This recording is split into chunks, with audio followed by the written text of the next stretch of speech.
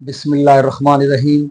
नाजरीन, सामीन, ये जो आप देख रहे हैं ये बीबियां पाक दामना मौला अली बादशाह की बेटी की ज़रिए अक़दस है।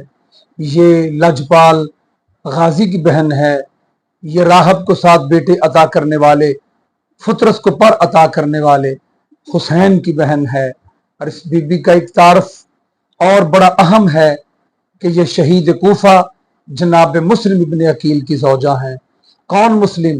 वो मुस्लिम इब्ने अकील कि जिस मुस्लिम का नाम मुस्लिम रिसालत मुआब ने खुद रखा। हाँ, जनाब मुस्लिम इब्ने अकील यकम हिजरी जिलहज के महीने में दुनिया में जलवा फिगन हुए।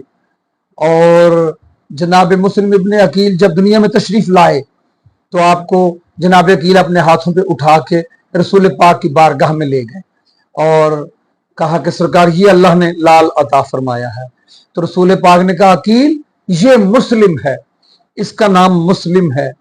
जनाब मुस्लिम कहते हैं कि मैं जिंदगी भर सोचा करता था कि सरकार ने ये क्या नाम रखा। मुस्लिम तो एक मजहब है, मुस्लिम तो एक कॉमन लफ्ज है कि सारे मुस्लिम है जो सरकार रिसालत मुआब का कलमा पढ़ने वाले हैं, तो मेरा नाम इनफरादी तौर पर मुस्लिम क्यों रखा।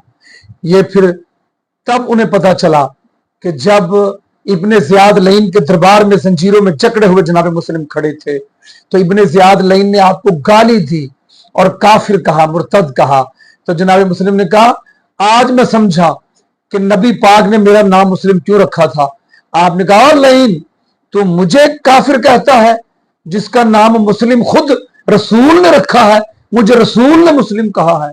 जनाब मुस्लिम इब्ने अकील बहुत शुजा थे, यह हाशमी खून ही शुजा है।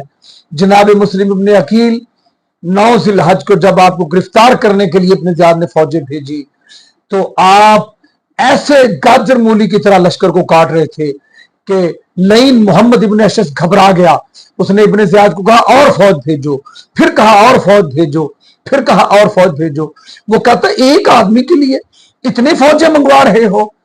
तो इब्ने अशस ने कहा तुम्हें क्या पता, हमें तो यूं लग रहा है जैसे फिर सफीन आ गया हो, फिर अली कूफे में आ गए हो। जनाब मुस्लिम इब्ने अकील की शुजात का एक खास पहलू मैं बताना चाहूंगा।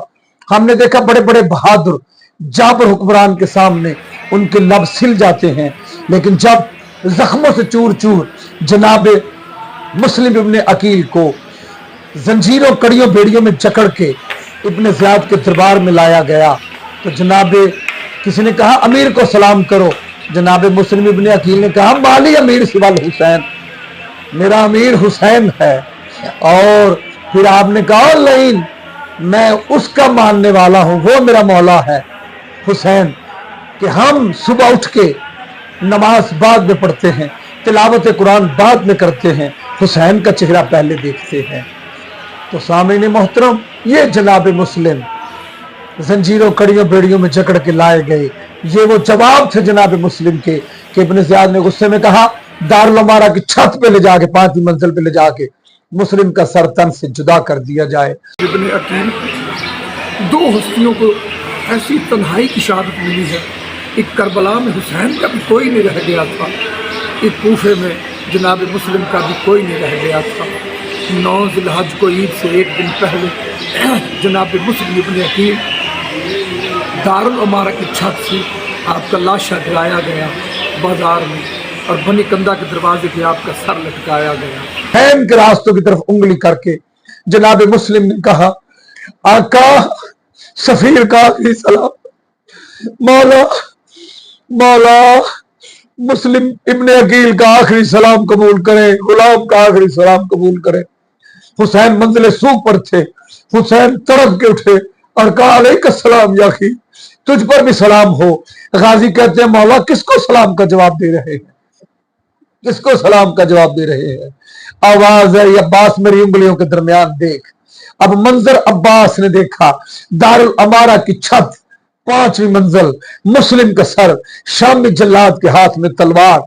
जनाब अब्बास कहते हैं मौला कूफे पहुंचा, मौला कूफे पहुंचा, मेरे मुस्लिम भाई का सर बाजार में ना गिरे, मैं अपने हाथों पे उठाऊं। जनाब हुसैन ने कहा अब्बास مسلم بے وارث نہیں ہے.